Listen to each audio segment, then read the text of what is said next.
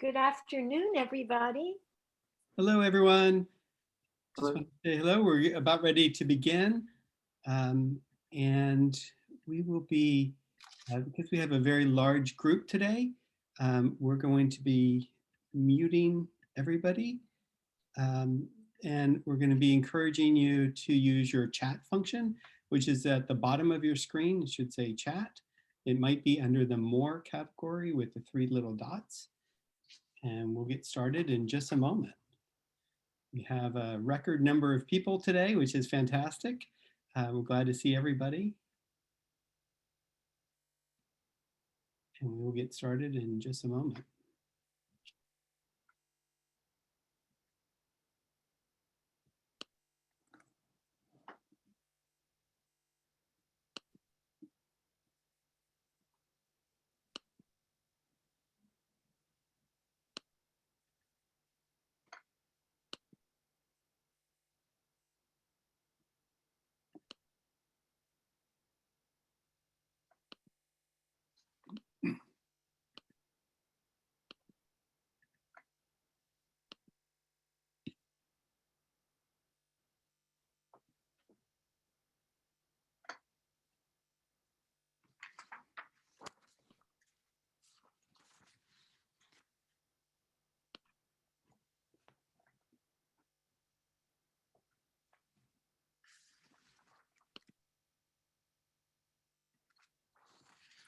Okay, good afternoon, everyone. I'm delighted that so many of you have joined us. My name is Frank Finnemore, and I'm the Executive Director of the Cleveland and Woodley Park Village. And we had a record 84 people, I think, sign up and register for this event, so I'm very pleased. I'm happy to see so many members as well as people from the community and interested in this great neighborhood restaurant of Sababa. So I want to let you all know that because we do have so many participants, you're all muted at this point, and I would ask you to stay muted and to use the chat function in order to interact. We will be taking questions, and so I'll be looking at that chat function to find out your questions, and then Chef Ryan will answer them. A little bit about the village before I turn it over to our volunteer Peggy to talk about this program in particular. But the mission of the village is threefold. One, we create opportunities such as this very program for older adults to be actively engaged in our neighborhoods. Second, we support those who need it with volunteer assistance to help them live independently. And thirdly, we work to create a welcoming community for people of all ages. We have a lot of information on our website at cwpv.org, and I encourage you to look at the website, look at information regarding membership or becoming a volunteer. We also have a weekly blog, so you can get information about upcoming events such as this one and others. There's also a place at the very bottom of the homepage where you can go and scroll and sign up for our weekly newsletter, The Village News, which comes out every Friday afternoon. So I hope that you'll join us for future endeavors and check out the village for other opportunities to do so. Again, our website is cwpv.org. And at this point, I'm going to turn it over to our volunteer, Peggy, to talk a little bit about this particular program series. Okay, thank you, Frank. My name is Peggy Bosch, and I'm a longtime resident of Woodley Park. I'm new to volunteering for this organization, and I did, after I joined, and I realized that I wouldn't be able to see a lot of you and meet in person, and I told Frank then I would also be wintering in Florida, but he didn't want to let the opportunity pass through, and he told me about the fact that last summer when you had a town hall, the most popular request was to have some type of cooking program. And so we've set this up. We expect that it should be a great opportunity for you to see and hear things about the neighborhood. And we think it'll give you a chance to see into the kitchen, and you'll learn more about the popular dishes of a restaurant, give you the chance to try something new. And so we hope it'll be very successful. Besides the class, of course, you have the opportunity to order food from the restaurant for either takeout or delivery. And we hope you'll take advantage of that. And finally, I did want to remind you that this is a chance to keep the restaurants going strong in these difficult days. We all know Lavendo, Roma, restaurants that are no longer there, and we want to keep the ones we have cooking and going strong. The program, we expect it to be on the third Wednesday of each month. In April, we'll have Duke's joining us, and then in May, we'll have 3321 Bistro. So, and future programs may not always be restaurant specific. We also may show other goods and services from local businesses that we have here. Okay, and so at this point then, I would like to introduce you to Brett Carnahan. He's the general manager at Sababa, and they will be starting our first program. Welcome, welcome, and thank you very much for having us. Thank you, Peggy, and thank you, Frank. Also, thank you for everyone that's attending. This is our first time doing this Zoom class as well, and we're very excited. A little bit of history on Sababa. It's 3 years old on March 12th, so we're excited to celebrate our 3-year birthday. And it's really cuisine with Middle Eastern twist on it, modern Israeli. And it's been an interesting ride since March, but we appreciate the neighborhood and that everyone has done. I apologize, I have to wear the mask in the restaurant due to the DOH rules right now and everything like that. But I did want to thank the guests first off, and the support in the neighborhood has been huge. It's been outside and to go, and it's just been very huge support from the neighborhood. I definitely want to let you know that we appreciate that. And Chef Ryan Moore is the head chef here. He's going to be doing the class as well. And I'll turn it over to him here in a second. Like she mentioned, we have different forms to order food. As Peggy mentioned, we have different tablets, DoorDash and Caviar, Uber Eats and Grubhub, and as well as you can call the orders in and we'll bring it out to the car. We have set up curbside service so you don't have to get out of the car, that kind of thing. And right now we have a whole outdoor dining area upstairs on a rooftop patio in the front tented area also for dining if you decide to come out and dine with us. So I'm going to turn it over to Chef Ryan and introduce him. Chef Ryan Moore is the executive chef here, and he's in the kitchen ready to get started. So welcome to Sababa. You get a sneak peek in my kitchen, a very rare sight. I'm Ryan Moore, I'm the executive chef at Sababa. I opened Sababa 3 years ago, developed the full menu, all the research, all the recipes, everything just comes from here. Today, I want to show you some things, since spring is right around the corner. I want to do some grilled items for you. So when you think of grilled items, you know, I sell a lot of kebabs. My kebabs, some of them I've not changed since day one, the salmon kebab, the chicken.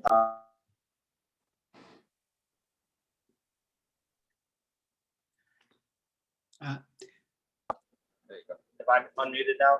Yes. All right. Was I muted the whole time? No, that was my operator error. Sorry, everyone. Okay.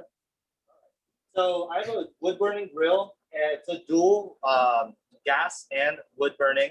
I burn hardwood charcoal, and I also make my own charcoal. Every day I juice almost 200 lemons. Instead of throwing away all the lemon tops, I put it on the grill and slowly turn it into charcoal. This lemon charcoal is what I fuel my fire during service.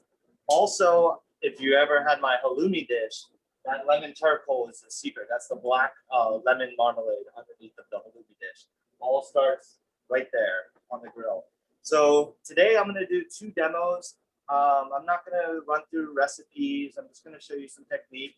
I have a new section of the menu at Sababa. It's called Al Haish, which is Hebrew for on the fire.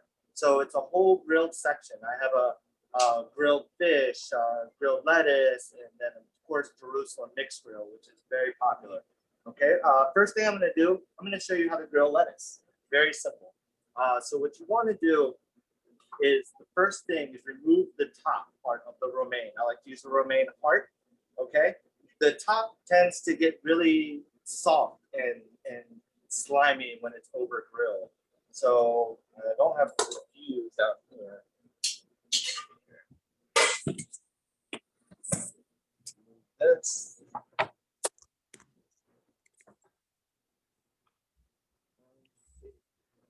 so here.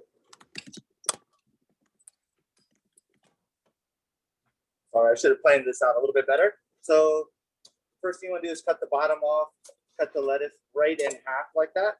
Okay, it'll stay nice and together. You want to add some oil. I don't use olive oil for this because the oil is just going to char this really, really nice. Then I make all my own spice mixtures here at Sababa. This is almost a Hawaii spice. It's a Yemenite spice blend. Coriander, cumin, cinnamon, clove, black pepper. Okay, and I like to season lettuce. Okay, okay, there we go. Then right onto the grill.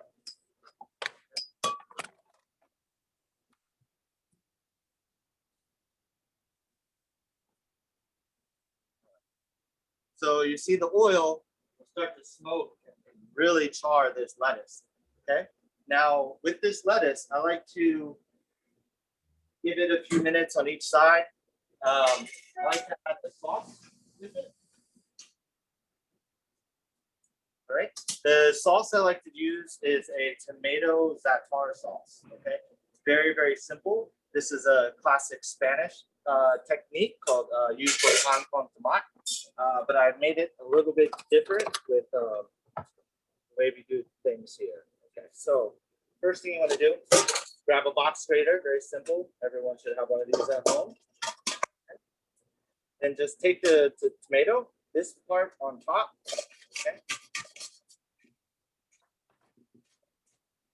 And Ryan, while you're doing that, can I ask you what type of oil that you're using on the I use a pure olive oil, Arbequina, from one source. For this, I just used a regular blended oil because olive oil, the oil burns off of the lettuce anyway.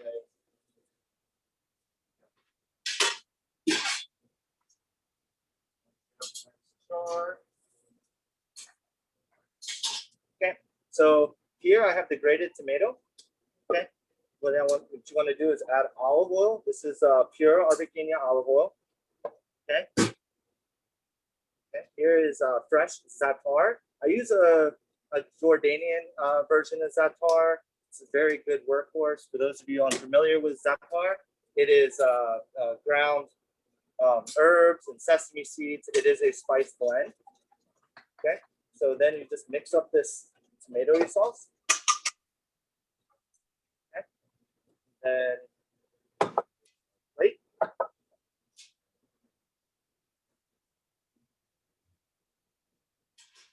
All right, so here we have our charred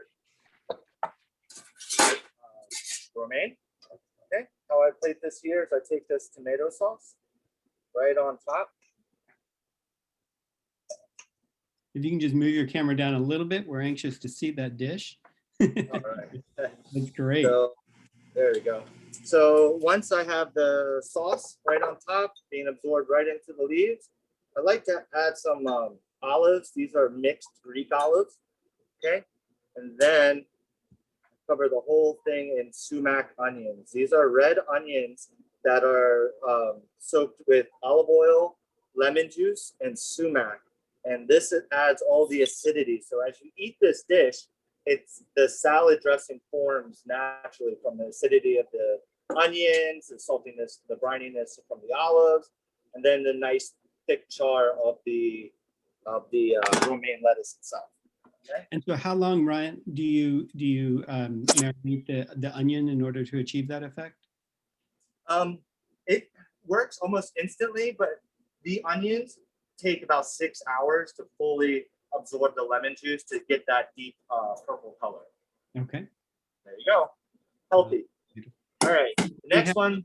We have one more question real quick.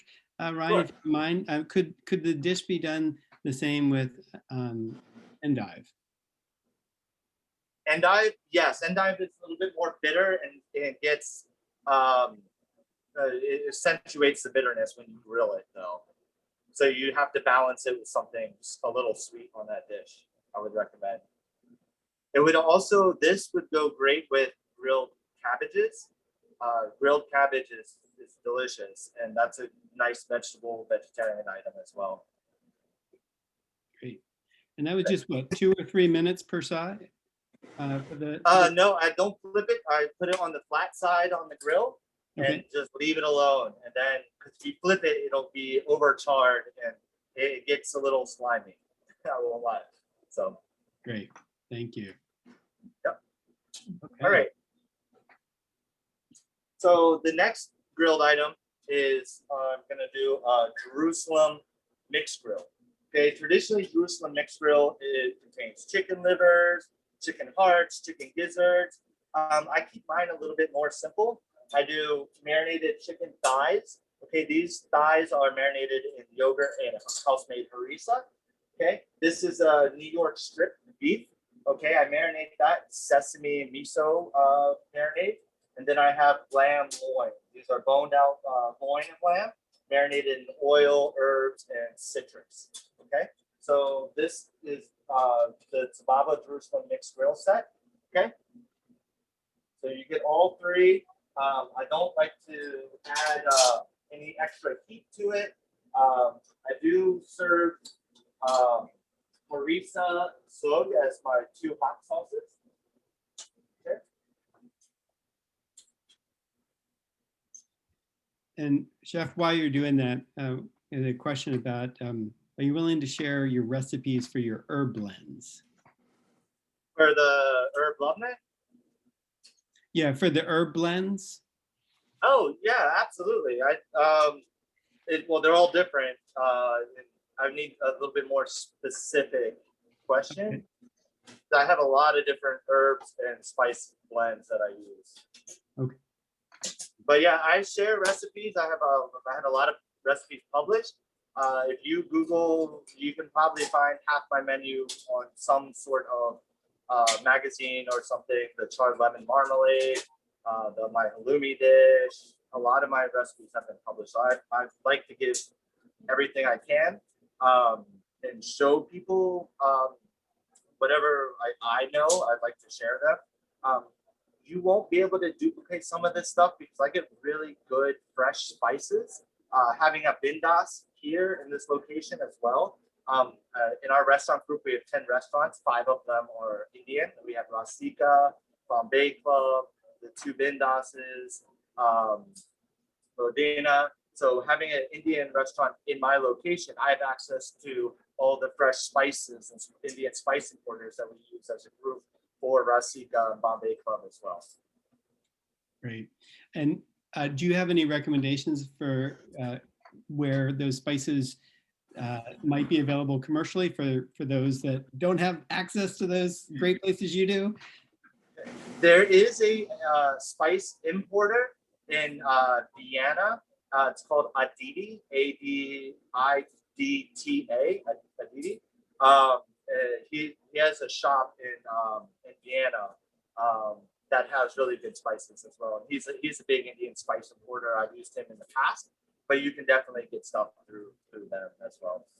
Great. And if we have a moment while that is cooking there on the grill behind you, we have a couple of questions about your pomegranate syrup glazed salmon. And I was wondering if you could share with us a little bit of how you make it so wonderful. Yeah, so the salmon kebab I put on the menu when we opened, and I have not changed it one bit. The secret to the salmon kebab is twofold. One, I marinate it in yogurt and pomegranate juice. The yogurt acts as an insulator when it cooks and keeps it very moist inside. And the way I cook it over the grill is I actually have this machine made for me where it sits on the grill and the salmon kebab never actually touches the grill itself. It'll just hover over the flames like that until it's fully cooked. That's the secret to getting a good, the good salmon. Really, is the insulating properties of the yogurt. And then once it comes off the grill, then I brush it with pomegranate molasses to give it a glaze. And again, all the kebabs are served with Hawaiian spiced rice that is rice. That is I make a stock out of cinnamon, turmeric, clove, coriander, fennel seed, star anise, and black pepper, and then I cook the rice in that. And all the kebabs are served with the Hawaiian spice rice.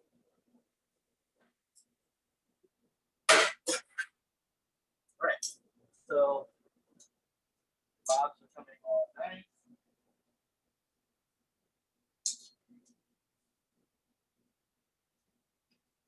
And we have a question, Ryan, about the eggplant. Is that cured in salt overnight? The lamb shanks. The eggplant? Oh, so the eggplant, when I originally opened, I was using large Italian eggplant. And I quickly realized that was a huge mistake because I was going through 6 cases a day. For the amount we sold, I had no space in the walk-in. And then I had a really big aha moment when I was testing out different eggplants. And I found that the Chinese long skinny eggplant is by far the best. And I don't need to brine that overnight. Originally, the Italian eggplant I salted overnight, and then the next day I would cook it. This one is so small. I literally dab it in salt and put it right into the pan to char, and I just let it go until it's burnt. And I flip it, burnt on the other side, ready to serve. Eggplant. I sell a lot of eggplant. Great. And so the Chinese eggplant is different in that it doesn't require the salt that normally. Correct. The bitterness of eggplant generally comes from the core and the seeds, and this has a very small, thin seed base in it. So yeah, very, very creamy when it's cooked. Great. Thank you. And thank you everyone for asking these great questions.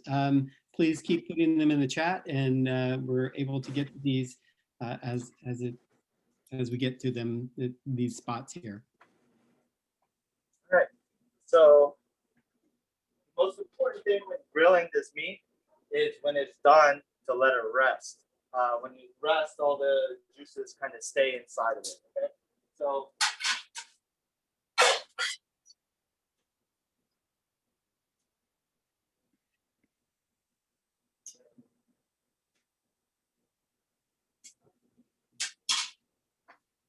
all right, so I'm going to go ahead and plate this for you.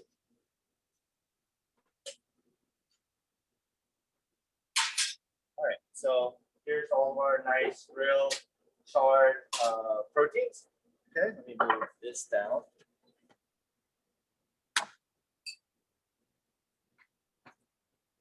And Chef, do you actually press on the meat to determine how done it is, or do you? I mean, obviously over time, you know how much each cut needs to be on the grill. But what's your suggestion? Yes, there's this trick, medium well, but I've been using this grill for so long, I can pretty much just tell the doneness of it. Okay, so I'll start with the plate. Okay, like I was saying about the Hawaiian rice. Sorry, I didn't mean to make that big loud noise. Okay, this is my Hawaii spice rice right here. Okay, all the spices have been removed. Can you just go over one more time how you did the rice quickly? Yeah, so I can actually show you. I have a batch working actually behind me right there. So this rice is I make a stock, okay, out of cooking cinnamon, turmeric, clove, coriander,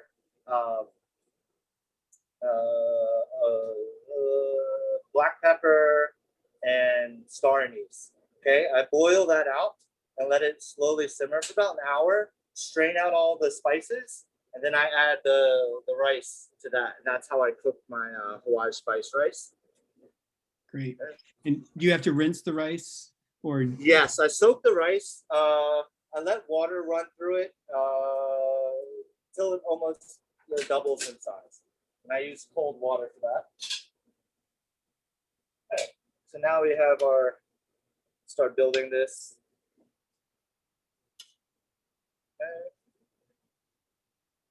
Okay. Here's our chicken thighs.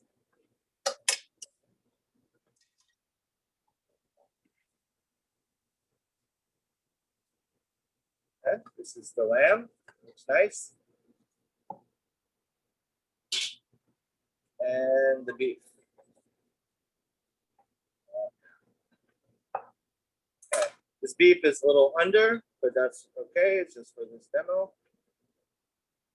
Okay, and then here's our Jerusalem mixed grill plate. The last thing it gets is roasted tomatoes fresh off the grill. And then roasted shishito peppers. Okay, I use shishito peppers because they're mild, they're not spicy. However, it is like Russian roulette. 1 in 7 does contain heat and is spicy, but you can't tell until you eat it.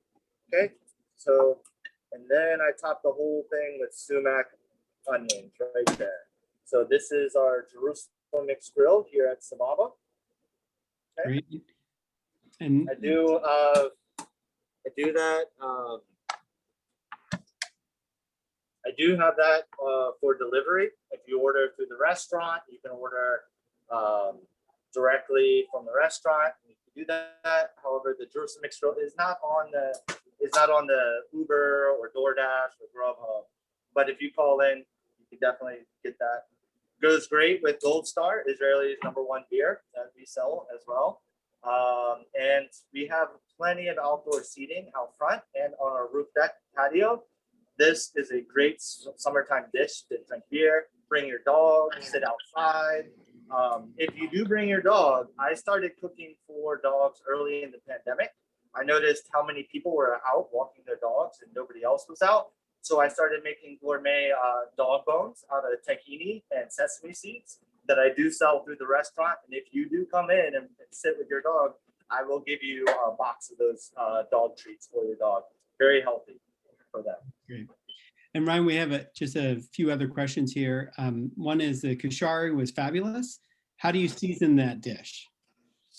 So that dish is from my heart. My father married an Egyptian 20 years ago and moved to Egypt, and I have a whole another family in Egypt. I have a little brother named Ramsey and a little sister named Rubel Farida. So the first and last thing I always eat when I go to Egypt, and I've been maybe 12 or 13 times, is kushari. It's the Egyptian street food, the national street food of Egypt.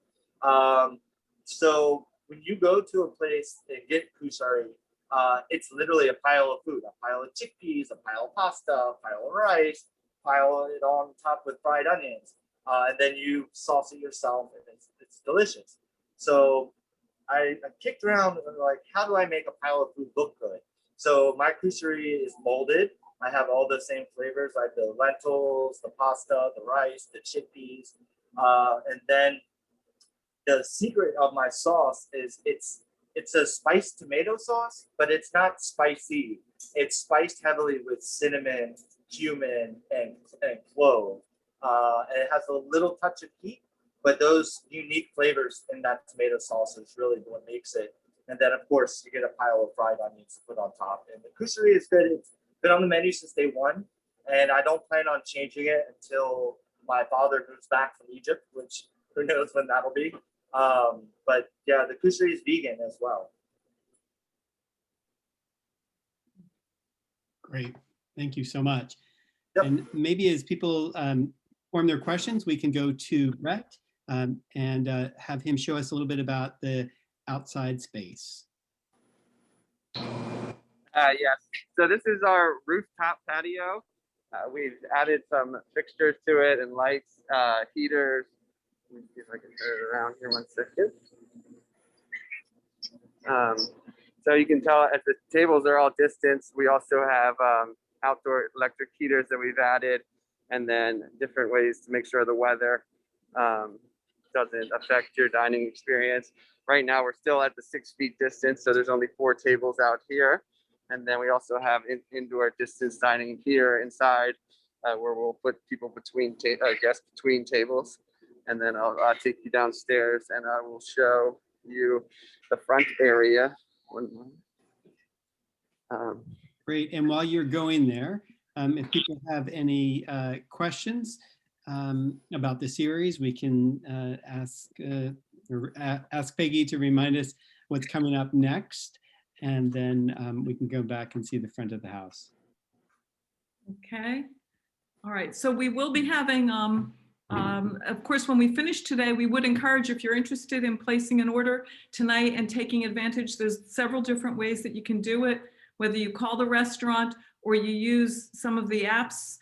Those are all available to you. And then next month, we will be having another program. We'll be, in April, we'll be bringing you Dukes. And then in May, we expect to hear from 3321 Bistro. Okay. And I think, Ryan, do you have more to grill today for us? Or no? Oh, no, that was it. Okay. Okay. I just wanted to check on that because I had the sense you were on a roll with your cooking.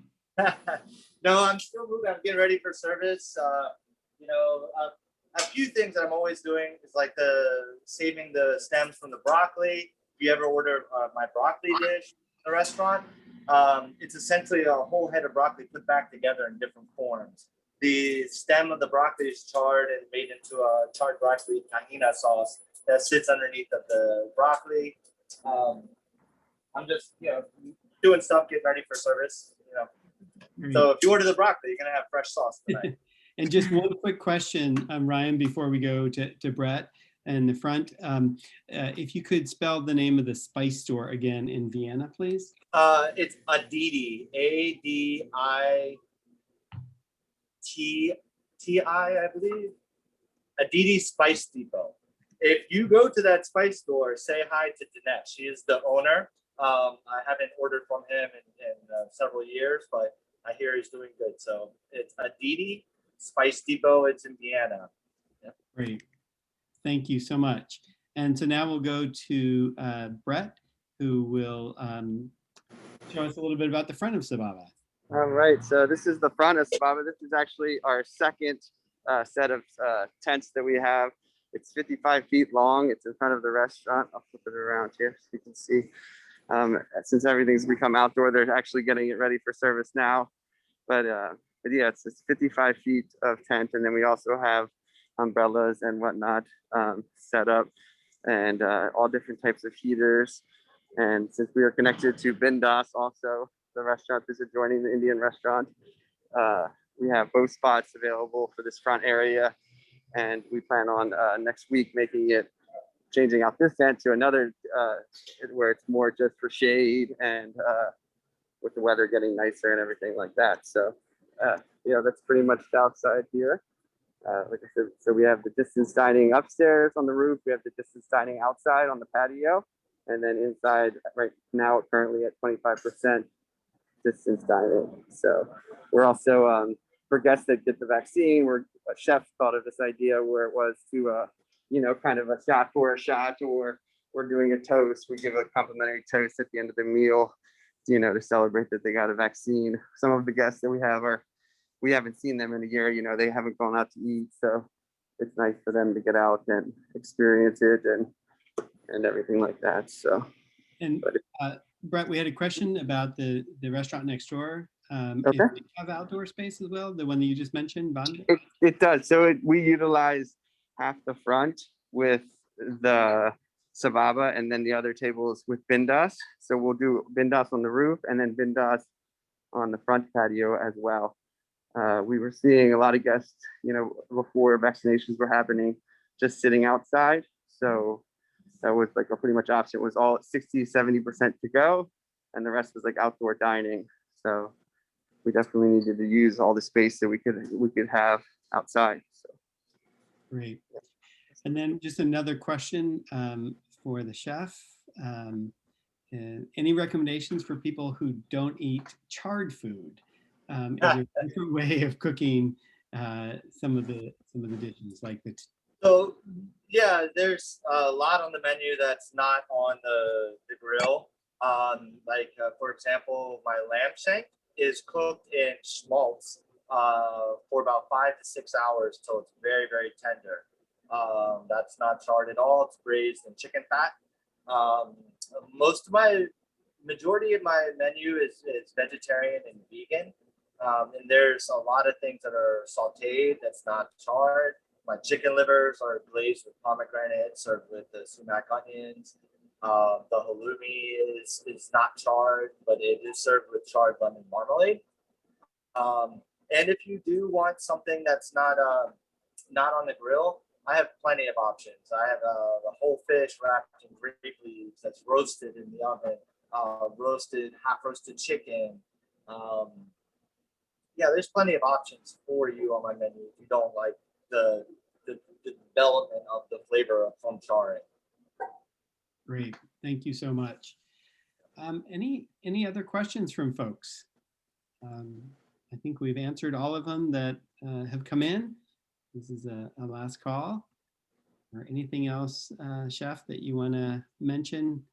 That they No, should just know about the restaurant? if you order, come in, ask for me. I'm happy to come talk to your table. I love talking to the guests and getting their emotions on the food and then make their time really good. So if you happen to come in and eat and ask if the chef's here, I'd be happy to come out there and do something special for you. I like to take care of our guests. Our neighborhood, Cleveland Park, has really, really taken care of us. So I like to pay it forward to our guests as well. Great, thanks so much.